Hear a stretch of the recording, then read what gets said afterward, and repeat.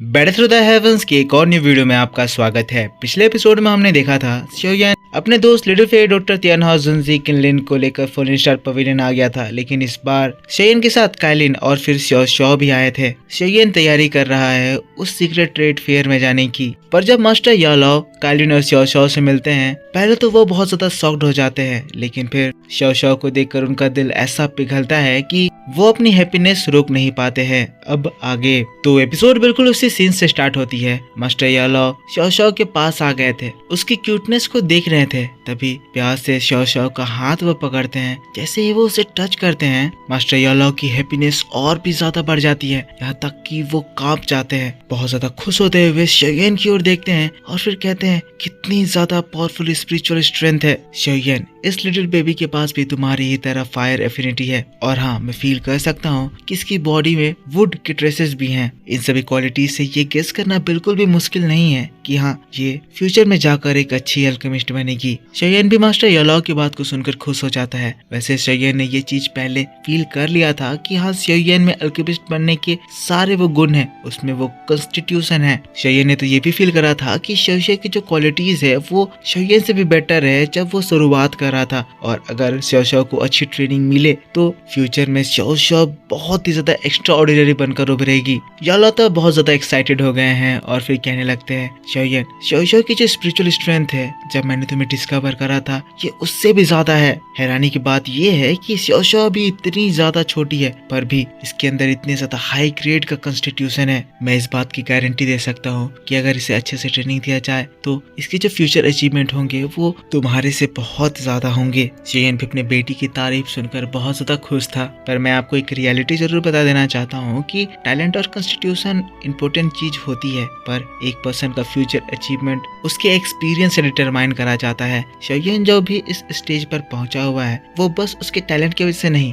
बल्कि हर बार जो शोयन मरने और जीने वाले सिचुएशन में पड़ जाता है उसकी वजह से है। नहीं तो हमने देखा है कि शोयन से ज्यादा टैलेंटेड लोग भी हैं और उनके पास शोयन से भी ज्यादा रिसोर्सेस भी हैं, पर फिर भी शोयन उनको एक्सपर्टीज में बीट कर देता है। यालो इधर बड़ा एक्साइटेड था, शो को देखे जा रहा था, जिसके बाद फिर शोयन से कहता है, शोयन क्यों ना मैं शो को भी फ्यूचर में ट्रेन करूं। अब शोयन तो यही चाहता था, क्योंकि यालो से बढ़िया टीचर और इतना ज्यादा टैलेंटेड अल्केमिस्ट शोयन ने अभी तक नहीं देखा है। शोयन मुस्कुराता है, हाँ में सिर हिलाता है, जिसके बाद फिर थोड़ी देर और देखने के बाद यालो शो को देखते हुए कहता है, लिटिल शो वर्म होल में काफी लंबा समय तय करके आई है, हम लोगों को शो को आराम करने देना चाहिए। जिसके बाद वो शो को काइलिन की ओर भेज देता है। तो फिर मेडुसा भी कहती है, ठीक है हम लोग यहाँ से जा रहे हैं, आप दोनों प्लीज आगे अपनी कंटिन्यू चैटिंग करें। मेडुसा ऐसा इसीलिए कहती है क्योंकि उसे भी पता है कि टीचर और डिसाइपल काफी समय बाद मिले हैं और जरूर ही टीचर को अपने डिसाइपल से काफी सारी बातें करनी होगी।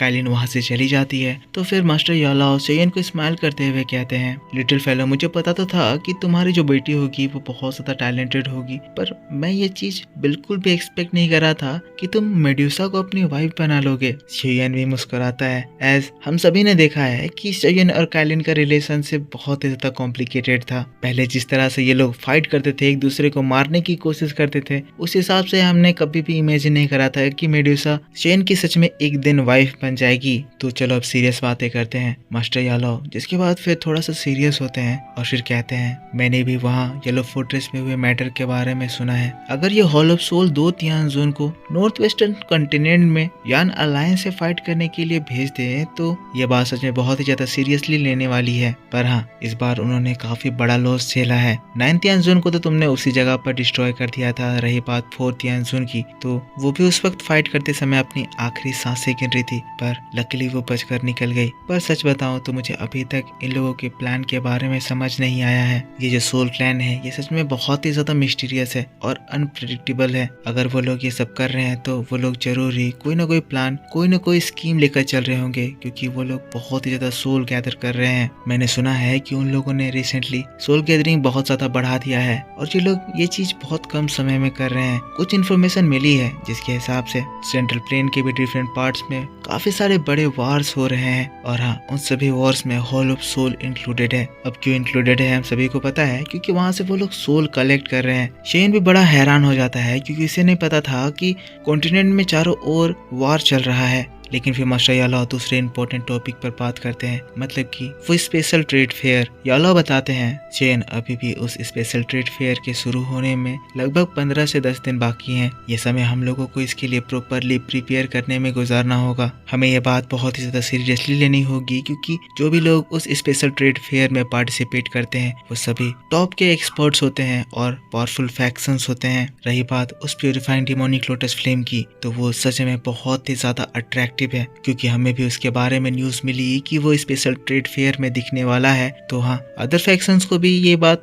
जरूर ही पता चल गई होगी, और इसीलिए अगर हमें उसे हासिल करना है तो हमें उसके लिए एक बहुत बड़ा प्राइस चुकाना होगा। शेयन यालाओ की बातों को सुनते हुए हाँ में सिर हिलाता है। जो प्यूरिफाइंग डिमोनिक लोटस फ्लेम है वो हेवनली फ्लेम रैंकिंग में 3rd रैंक पर लाई करता है। रैंकिंग ही देखकर आप समझ लो कि इसकी स्ट्रेंथ कितनी ज्यादा ग्रेट होगी। भले ही स्पेशल ट्रेड फेयर में वो मैक फ्रेगमेंट का एक टुकड़ा ही मिल रहा है, पर क्योंकि ये उस हेवनली लोटस फ्लेम से रिलेटेड है, इसीलिए इसकी जो वहाँ पर वैल्यू रखी जाएगी वो बहुत ही ज्यादा खतरनाक होगी। शेयन सीरियस था। यालाओ फिर से कहते हैं चाहे कुछ भी हो जाए हमें उस प्यूरिफाइंग डिमोनिक लोटस फ्लेम को ऑब्टेन करना ही होगा। वहां तक पहुंचने वाले मैप के 4 टुकड़े हैं, जिसमें से 3 टुकड़ा तुम्हारे पास है। हमें उस लास्ट पीस को किसी भी हालत में पाना ही होगा। वो फ्लेम बहुत ही ज्यादा स्ट्रॉन्ग है और वो हेवनली फ्लेम रैंकिंग में टॉप 3 में इसीलिए आता है क्योंकि वो तीनों जो हेवनली फ्लेम है वो वर्ल्ड के सबसे ज्यादा रेयरेस्ट हेवनली फ्लेम्स है। कितने ज्यादा रेयर मैं आपको समझाता हूँ। ये जो हेवनली फ्लेम है वो 10,000 साल या तो बोलो 100,000 सालों में एक बार बनते हैं, वो भी बहुत ही ज्यादा मुश्किल से। और ऐसा भी होता है कि अगर इस तरह के हेवनली फ्लेम ऑलरेडी एग्जिस्ट कर रहे हैं तो इस तरह का और दूसरा हेवनली फ्लेम बनता नहीं है। रीजन, अगर इतने ज्यादा पावरफुल चीजें दुनिया में आ गई तो बैलेंस बिगड़ जाएगा। जब इन तीनों हेवनली फ्लेम्स में से एक हेवनली फ्लेम डिसिपेयर होता है तभी 10,000 सालों या 100,000 सालों में एक बार फिर से वो हेवनली फ्लेम या इस तरह के हेवनली फ्लेम पैदा होते हैं। तभी तो मैं कह रहा हूँ कि अगर शोयन को वो चीज मिल गई तो शोयन डायरेक्ट दाओशेंग लेवल पर पहुंच सकता है। अब उससे सीन यहाँ से शिफ्ट होता है। यहाँ पर स्पेशल ट्रेड फेयर की तैयारी में ये लोग जुट जाते हैं। उसके बाद दोनों मास्टर और डिसाइपल फॉलन स्टार पवेलियन की ही अल्केमिसी टावर में चले जाते हैं, जिसके बाद आसमान में बहुत ज्यादा खतरनाक चीजें होती है। बहुत सारे स्ट्रॉन्ग और मल्टीपल कलर्स की पिल लाइटनिंग फॉर्म हो रहे थे। पूरा समय ये फॉलन स्टार पवेलियन बादलों की गूंज से भरा हुआ था, पर फाइनली पूरे 12 दिन के बाद ये सब कुछ रुकता है। यालाओ और शेयन दोनों ही बड़े थके हाल में उस टावर से बाहर निकलते हैं। दोनों इतने ज्यादा थक गए थे कि एक दूसरे को देखते हैं पर कुछ कहते नहीं है और तुरंत ही आराम करने के लिए चले जाते हैं। 3 दिनों तक ये लोग आराम करते हैं और जैसे ही उसके बाद बाहर निकलते हैं यालाओ तुरंत ही कहते हैं चलो अब हमें चलना चाहिए। तो दोस्तों इस बार इस ट्रेड फेयर में शेयन और यालाओ के साथ काइलिन और लिटिल फेरी डॉक्टर भी जा रहे हैं। बाकी लोग इसलिए नहीं जा रहे हैं क्योंकि फॉलन स्टार पवेलियन से बांसेंग लीडर यानी कि यालाओ जा रहे हैं, तो प्रोटेक्शन के लिए कुछ तो स्ट्रॉन्ग लोगों का रहना यहाँ पर जरूरी है। जाने से पहले यालाओ सभी से कहते हैं मैंने फॉलन स्टार पवेलियन में सारे अरेंजमेंट्स कर दिए हैं और अगर कोई एक्सीडेंट होता है तो मैं जल्दी से यहाँ पर आ जाऊंगा। कहने के बाद यालाओ वर्म होल खोलते हैं और फिर वो लोग उसमें गायब हो जाते हैं। नेक्स्ट सीन, ये लोग एक बहुत ही ज्यादा बंजर से जगह एक डेजर्ट में निकलते हैं। ये पूरी जगह बहुत ही ज्यादा बंजर थी, दूर दूर तक कहीं पर कोई लिविंग थिंग का नामो निशान नहीं दिख रहा था, पर हवाएं बड़ी ज्यादा तेज चल रही थी। शेन हैरान होकर देखते हुए कहता है क्या हम लोग पहुंच गए हैं? यालाओ हाँ में सिर हिलाते हैं, जिसके बाद हंसते हुए बताते हैं भले ही ये जगह पूरी तरह से एक रेगिस्तान लग रही है, पर शेयन अगर तुम केयरफुली सेंस करो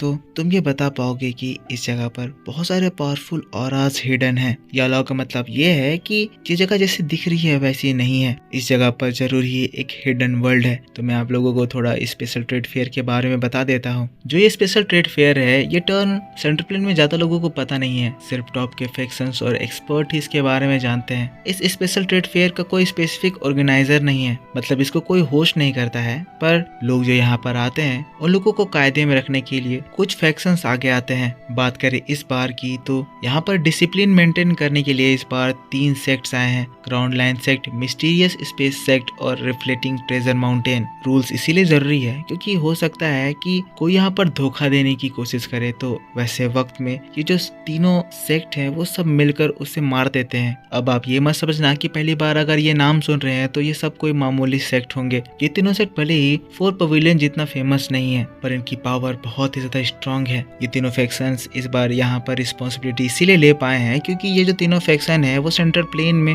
सभी एक्सपर्ट की नजरों में बहुत ही ज्यादा ट्रस्ट वर्दी है। अब इतना ज्यादा हाई लेवल का ये स्पेशल ट्रेड फेयर होने वाला है तो मैं आपको बता देना चाहता हूँ कि यहाँ पर जो शोयन के पास टियान क्लास डाओ स्किल है ना, वो भी यहाँ बड़े आसानी से मिलने लगते हैं। पर वही बस रूल ये है कि जो इसे बेच रहा है उसको आपको कुछ ऐसी चीज देकर सेटिस्फाई करना होगा ताकि वो आपसे वो ट्रेड कर ले। इस ट्रेड फेयर का एंट्री लेवल ही दाओजोन के 3 स्टार का है, तो समझ सकते हैं कि सभी लोग कितने बड़े एक्सपर्ट हैं और उन लोगों को किस तरह की बड़ी चीजें अट्रैक्ट करती होंगी। यहाँ पर ये छोटा सा स्पेस है जहाँ सभी लोगों को कंपार्टमेंट्स दिए गए हैं, जो जगह देखकर बहुत ही ज्यादा मिस्टीरियस लग रही है। शोयन का ग्रुप ये नजारा देखकर शॉक्ड है। सभी लोग बहुत ज्यादा अमेज हो रहे हैं क्योंकि ऐसा नजारा उन लोगों ने पहले कभी नहीं देखा था एक्सेप्ट याओ लाओ। तो आगे के एपिसोड में ये ट्रेड फेयर स्टार्ट होगा, जिसकी वीडियो मैं आपके लिए कल इसी चैनल पर अपलोड कर दूंगा। पर उसे देखने के लिए आपको इस वीडियो पर जमकर सपोर्ट दिखाना होगा क्योंकि कल की वीडियो तो और भी ज्यादा इंटरेस्टिंग होने वाली है, जिसको मैं बहुत अच्छे से एक्सप्लेन करूंगा, जिसको देखकर आपको बहुत ज्यादा मजा आएगा। तो दोस्तों इस वीडियो में तो इतना ही। आई होप आपको ये वीडियो पसंद आया होगा। पसंद आया है तो इसके ऊपर एक लाइक जरूर कर देना, कमेंट करके बताना कि वीडियो आपको कैसा लगा।